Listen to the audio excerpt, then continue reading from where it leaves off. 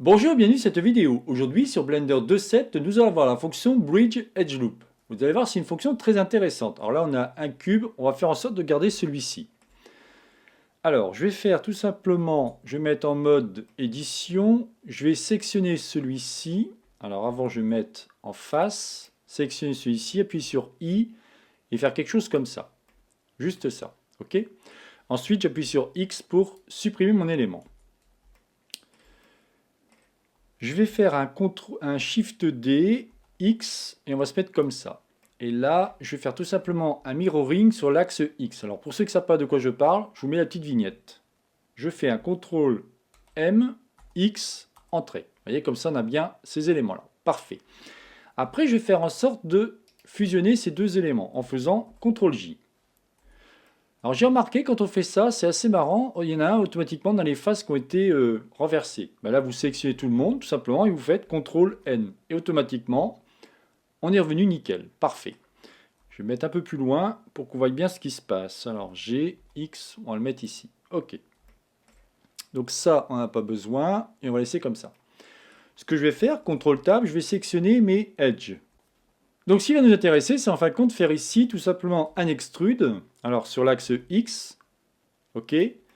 Ici c'est pareil, je vais prendre mon élément, E, X, pour pouvoir tout simplement faire ça. Et on va par exemple, vous voyez, grâce au magnétisme, se coller comme ça. Et là, grâce à ça, on a pu faire tout simplement une liaison entre mes deux objets. Bon, c'est pas terrible parce que là, si je veux faire, admettons, je voudrais rajouter des choses, enfin lui faire une courbe différente, ainsi de suite, on peut rien faire puisque c'est de manière destructive.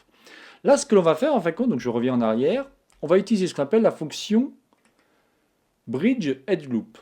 Vous le trouvez de deux manières, soit en appuyant, alors là je vais sélectionner avant mes deux éléments, d'accord? Donc j'ai le premier et le deuxième, ce qui intéresse c'est faire un pont tout simplement entre les deux. Si j'appuie sur W, vous aurez celui-ci qui se trouve ici, vous voyez? On a dans les W, c'est la touche spéciale, là je vous montre la petite vignette au cas où pour ceux qui ne connaissent pas, je vous ai fait un cours assez complet dessus. Et ici vous avez le Bridge Edge Loop, et si je clique ici, automatiquement celui-ci m'a créé une liaison entre les deux, ce qui est très intéressant. Ici, vous avez plein de fonctions hyper intéressantes, mais on va le voir sur un autre modèle. Donc ce que je vais faire maintenant, c'est que je vais tout supprimer. Alors avant, pardon, petite chose, je reviens en arrière. Vous pouvez récupérer aussi cette fonction en faisant barre d'espace et vous tapez tout simplement ici, vous tapez bridge. Là, je ne pense pas avoir fait de vidéo dessus. Je vous ferai une petite vidéo rapide pour vous expliquer que le moteur de recherche avec la barre d'espace est très intéressant pour pouvoir rapidement retrouver une information.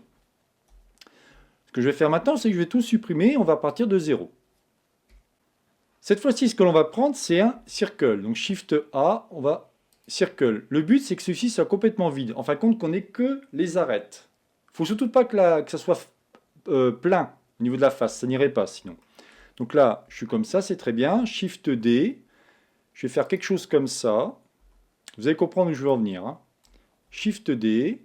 On va faire, alors on va dire quelque chose par là. On va se mettre par là. Hop. On va faire quelque chose comme ça. Et encore Shift D. Et lui, on va le mettre comme ça. OK. Je récupère mes 4 éléments. Super. Je fais CTRL J pour avoir en fin de compte un seul objet. Ce qui va m'intéresser maintenant, c'est de sélectionner l'ensemble et d'appuyer sur W pour faire un Bridge Edge Loop. Et regardez ce qui s'est passé. Alors vous avez plusieurs solutions, ce que je vous expliquais tout à l'heure. Si on regarde un petit peu ici, on a Connect Loop. En fin de compte, c'est la manière que celui-ci va être connecté. Alors Open Loop, ça veut dire qu'il va automatiquement ouvrir un... Même si votre élément est fermé, lui, il fera en sorte qu'il n'y a qu'un seul endroit qui soit ouvert. Alors là, il y a un truc qui ne va pas, je n'avais pas fait attention. Alors attendez, je vais changer. Là, je suis en close. Ah ouais, là, c'est pas terrible ce que j'ai fait. Alors, je vais revenir. Je n'avais pas vu que ça faisait ça. Alors, CTRL Z. Alors, pourquoi ça veut pas? Alors, ce que je vais faire, c'est que je vais appuyer sur L. Mettre un peu plus éloigné peut-être.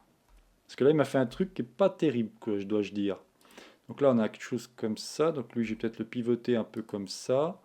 On aura quelque chose comme ça. Et lui, je vais le pivoter un peu comme ça. Alors, on va essayer comme ça. Et peut-être que lui est... Hop, on va le mettre par là. Alors on aura quelque chose comme ça. On va essayer. Donc là, je reprends l'ensemble, je fais W et je fais Bridged Loop. Voilà. Là, ici, vous voyez, c'est marqué Close Loop. C'est-à-dire que là, mon ensemble est bien fermé. Si ici, je me mets en loop pair, en fin de compte, celui-ci va tout simplement faire des paires. Vous voyez ici, c'est tout simplement 2 par 2. D'accord? Si ici, je me mets en open loop, celui-ci va, au lieu de me faire un circuit fermé, il va automatiquement me créer une ouverture. OK? Donc là, ce que je vais faire, je vais mettre en close loop et on va un petit peu jouer là-dessus. Alors le merge, tout simplement, vous allez pouvoir jouer sur le merge, à quel endroit celui-ci va merger. La merge, ça veut dire une fusion. Et ici, vous aurez le facteur de fusion. Donc là, je décoche et je vais cliquer ici. Avant de faire le twist, je vais cliquer sur le nombre de cuts. Le nombre de cuts, en fin de compte, c'est le nombre de coupures. Et c'est là que vous allez voir que ça rend beaucoup plus sympathique. Et vous voyez là, je m'aperçois qu'il y a un truc qui n'est pas terrible. Alors, on va refaire CTRL Z. Alors, qu'est-ce que je pourrais faire pour essayer de le rendre plus sympa, lui? On va récupérer ça. Toc. Et on va peut-être faire quelque chose comme ça. Même faire un S. Voyons ce que ça donne. W. Donc là, je resélectionne tout. W. Décidément, je ne vais pas y arriver. Donc, je suis en mode objet. OK. W. OK. Et on va faire le nombre de cuts. Ah, c'est un peu mieux. Bon, j'arrive pas à faire ce que je veux, c'est pas grave. C'est pas très important. Ce qu'il faut que vous compreniez bien, au cas où on le fera avec un autre modèle. Donc ici, on a merge factor, on l'a vu. Le twist, c'est que simplement vous allez tordre votre élément. Vous voyez, celui-ci va créer comme une torsion. Ici, vous allez créer donc le nombre de cuts. Le nombre de cuts, c'est vraiment ce qui va vous permettre d'avoir une forme très sympathique. Alors ce que je vais faire, c'est que je vais partir avec un autre élément. Vous allez voir, ce sera plus probant. On va se mettre comme ça. Shift A, on va toujours utiliser un circle. On va se mettre en mode édition. Shift A, un circle, on va le monter. On va un peu l'agrandir. Shift A, un circle. G, alors Z, et on va le mettre ici. Juste ça. Je sélectionne l'ensemble et je fais maintenant W bridge. Vous voyez? Voilà, c'est ce que je voulais vous montrer au niveau de la torsion. Vous voyez ce qui se passe là? On a bien une torsion. Donc ici, le nombre de cuts, vous allez pouvoir tout simplement créer quelque chose d'un peu plus de matière, tout simplement. Et vous voyez, ça pourrait être par exemple un vase. Ici, l'interpolation va jouer tout simplement sur la manière que celui-ci va se comporter. Vous voyez, Blender, en fin de compte, par rapport... Vous voyez, Blender Surface, ça va donner quelque chose comme ça. C'est simplement une espèce d'algorithme qui va créer une fonction différente.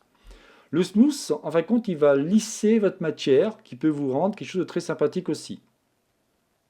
Et ici, vous aurez le profil qui va jouer sur la forme de votre élément. Vous voyez comme quoi cette fonction, au début, on savait juste pour faire, on va dire, un pont entre deux edge loops. Bah là, on peut vraiment faire des trucs très sympathiques. Et ici, pour finir, vous avez ce qu'on appelle le smooth. Alors, vous avez le profil shape, ça veut dire, en fin de compte, la forme de votre profil. Vous pouvez le faire en linéaire. Vous allez pouvoir le faire en sharp. Vous allez pouvoir le faire ici en inverse square. Et ainsi de suite. Vous voyez, on a vraiment différentes formes pour le faire. Et voilà, donc je n'en dirai pas plus cette vidéo. C'est donc la chaîne Ça va pour tous, réalisée par Jean-Michel. Si vous avez aimé cette vidéo, n'oubliez pas de liker ou tout simplement vous abonner à ma chaîne. Donc vous avez vu, juste avec une petite fonction Bridged Loop qui est cachée quelque part, on arrive à faire des trucs vraiment très sympathiques. Je vous souhaite donc une bonne journée et à la prochaine vidéo. Bye bye.